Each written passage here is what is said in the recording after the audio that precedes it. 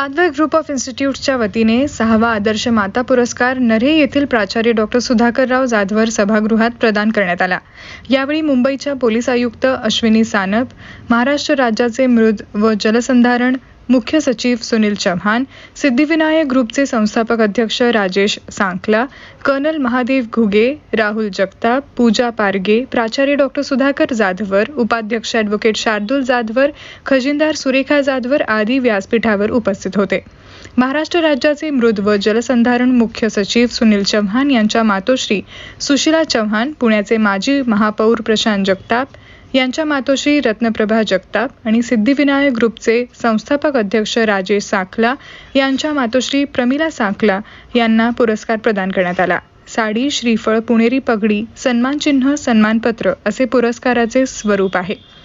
पुरस्काराचे यंदा 6वे वर्ष असून संस्थेच्या खजिनदार सुरेखा सुधाकरराव जाधवर यांच्या वाढदिवसानिमित्त हा विशेष सोहळा आयोजित करण्यात आला होता।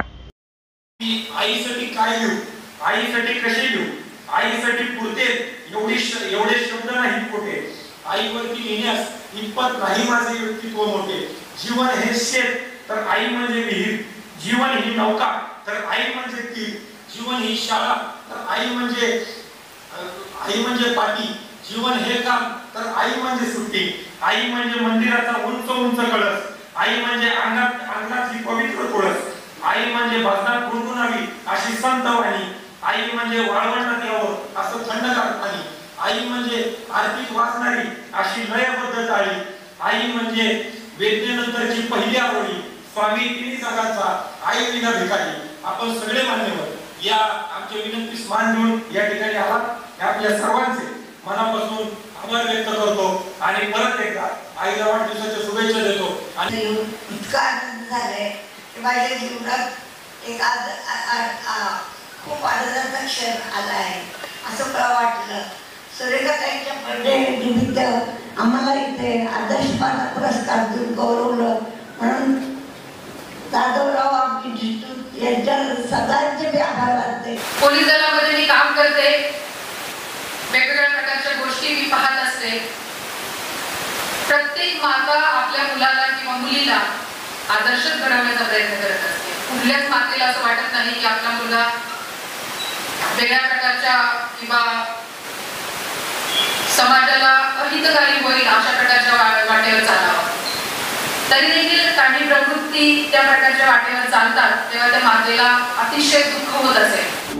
आईवरती प्रेम करणारे नाहीतर आजकाल बघतो आपण थोडीशी मुलं हुशार झाली, थोडे 2-3 मिनिटं बोलणार मी आईवरती बोलायचं बोलू ना, थोडीशी मुलं मोठी झाली, थोडीशी परीक्षा झाली की तुला नोकरी गोष्ट इतकी आपल्याकडे समाजात आपल्या महाराष्ट्रामध्ये इतकी वाईट लोक फार नाहीये, पण तरी त्यांना लगेच घर येतो, कच्ची बाधा येते, कुठे नोकरी लागली 60-70 हजाराची, बायकोला घेऊन दुसरं घर करायचं, आईला कधीतरी पाहुण्यासारखं बोलवायचं।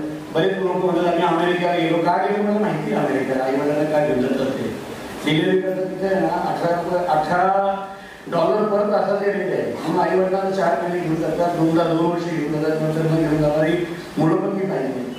आणि जेव्हा अशा परिवारात राहतो मी तुमच्या लोकांना माझी काही सांग आई नाही त्याला काही नाहीये, आई पाहिजे, आई टाळ्या किती का नाही, बाप असे हे ज्यांच्या डोक्यावर आईवडिलांची छाप असत त्या मुलांना केव्हाच कधी पडणार नाही, पण कळतं पण वळत नाही। ताई तुमच्या मुलाचं कौतुक करा तेवढं थोडं आहे आणि त्याच्या तुमच्या कौतुकावर आज तुमच्या मुलांनी तुम्ही जे संस्कार पेरले रुजवले तो आदर्श घेतला। संपत्ती कमी असो कोणते संस्कार टाकला मिळालेले असतील, जगतापला मिळालेले असतील, सुनील मिळालेले असतील, आमच्या शार्दूलला मिळालेले असतील, म्हणून मी या सगळ्या आयांना संस्कारांचा पॉवरहाऊस समजतो, संस्कार आणि विचारांचा पॉवरहाऊस। कुठलाही चांगला माणूस जर घडवायचा असेल तर त्याला 3 गोष्टीची शार्दूल आवश्यक आहे। तो भाषण खूप टचिंग होतं, तो आईच्या अनेक म्हणजे त्याच्या आजाराच्या आठवणी सांगितल्या, परंतु कुठलीही आई मुलाला घडवत असताना नुसता मुलगाच घडवत नाही, कुटुंब घडवते, समाज घडवते। म्हणजे न बोलता अत्यंत चांगल्या पद्धतीने जे काम करते, आपल्या मुलाला घडवते आणि मुलगा आईच्या सत्काराच्या वेळेला हजर राहतो, याच्यामध्ये आईचं आणि मुलाचं प्रेम हे लक्षात घ्या। आणि ज्या मुलाला आईविषयी प्रेम नाही, हजर राहणार नाही, येणार नाही, वेळ देणार नाही, हे लक्षात ठेवा.